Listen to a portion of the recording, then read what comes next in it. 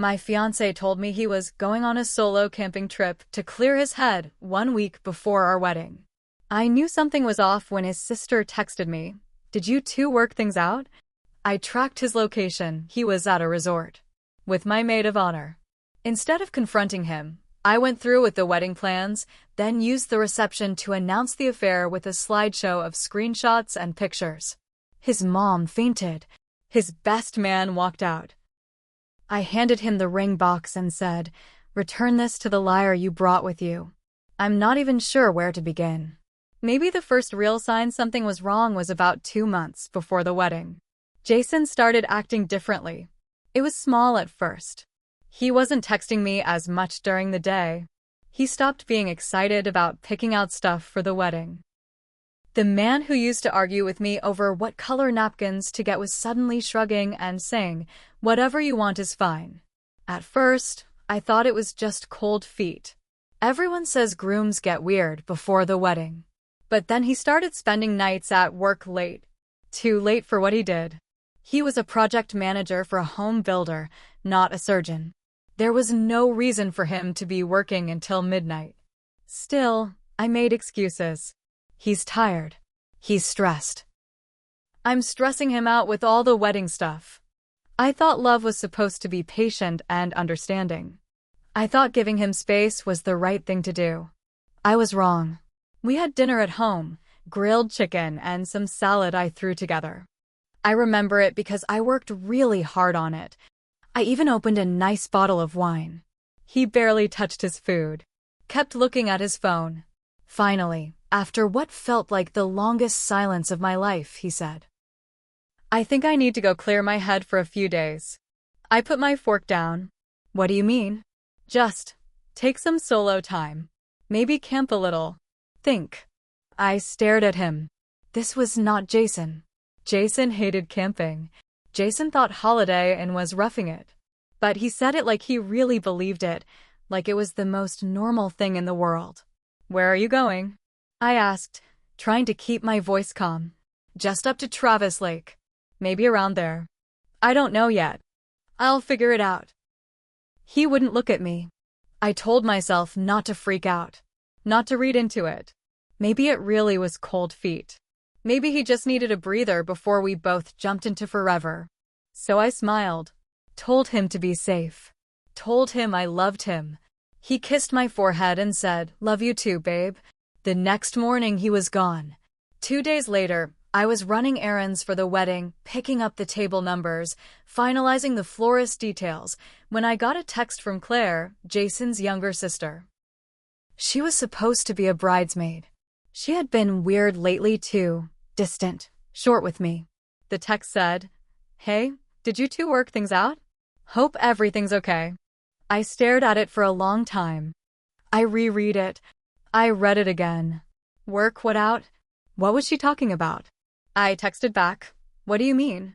Is there something I should know?" Nothing. No response. I called her. Straight to voicemail. At that point, my heart was pounding so loud I thought I was going to throw up. I went home and tried to stay calm. Tried to tell myself it was nothing.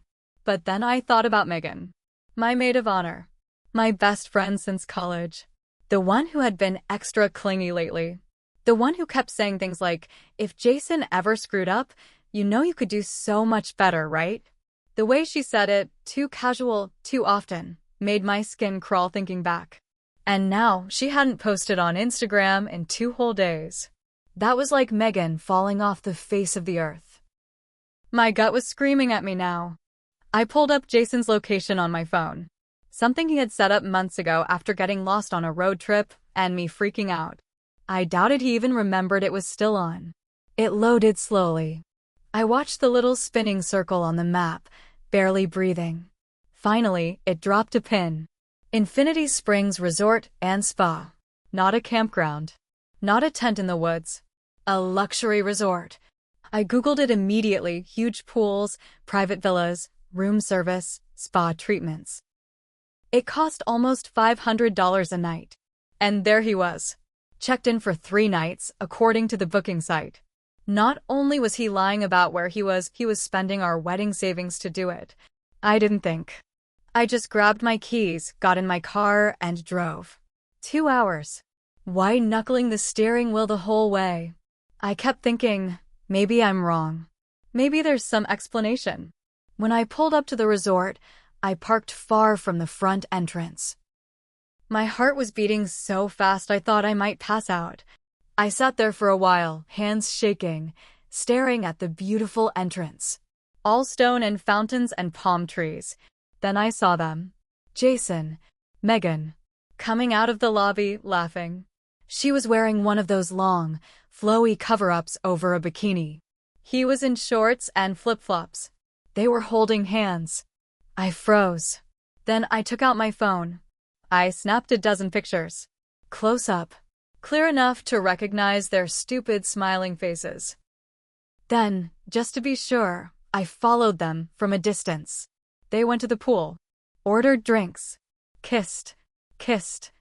I felt my throat close up. I had my proof. But I didn't cry. I didn't scream. I planned. When I got home that night, I didn't sleep. I stayed up all night making a slideshow. Simple, brutal, undeniable. Location tracking screenshots. Pictures of them together. Old texts Megan had sent me, talking about Jason's stress and how lucky you are to have someone like him.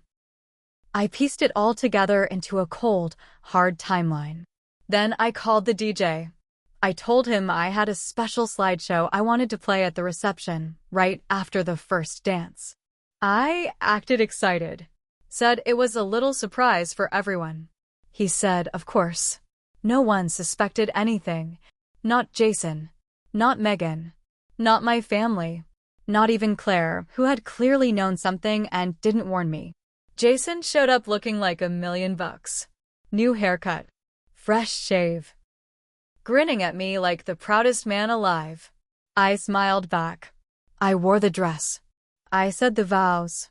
When the officiant asked if anyone objected, I almost laughed. Nobody said a word. Jason kissed me, and it was all I could do not to wipe my mouth afterward.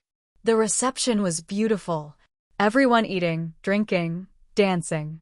I played the perfect bride. Waiting, until it was time. The whole time during dinner, Jason kept touching me, putting his hand on my knee, leaning over to kiss my cheek, laughing like he had no care in the world. Every time he touched me, it felt like my skin was crawling. But I smiled. I laughed at the right times. I thanked guests for coming. Meanwhile, I could feel Megan's eyes on me. Across the table. Nervous, twitchy. She knew. She knew I knew something. But she didn't know how much. And she definitely didn't know what was coming. After dinner, it was time for the first dance. Jason and I danced to Better Together by Jack Johnson, a song I picked because it was our song. Or so I thought. I let him twirl me. Let him pull me close. Let everyone in that room think we were the happiest couple alive. When the song ended, Jason kissed my forehead and the guests clapped. The DJ grabbed the mic. All right, everybody. The bride has a little something special she wants to share with you all. A tribute to her and Jason's love story. The room cheered. I walked over to the DJ booth, my heart hammering in my chest. I nodded. The lights dimmed. The projector screen lit up. At first, the screen showed normal pictures. Jason and me on our first vacation. Jason proposing at Mount Bonnell. Jason building furniture for our first apartment. People were smiling, whispering. Then, the tone shifted. Slide 1. Jason's location ping at Infinity Springs Resort, with the timestamp. Slide 2. Pictures of Jason and Megan at the pool, holding hands. Slide 3. Them kissing by the cabanas. Slide 4. A close-up of Megan laughing in her bikini. Slide 5. Text Megan sent me 2 months ago. You're so lucky to have Jason. Not everyone gets a guy that loyal. Slide 6. Another ping showing Jason's truck in the resort parking lot, clear as day. The room went from buzz to dead silent. I could feel everyone's eyes shift from the screen to Jason, to Megan, then back to me. Megan gasped, covered her mouth, dropped her wine glass.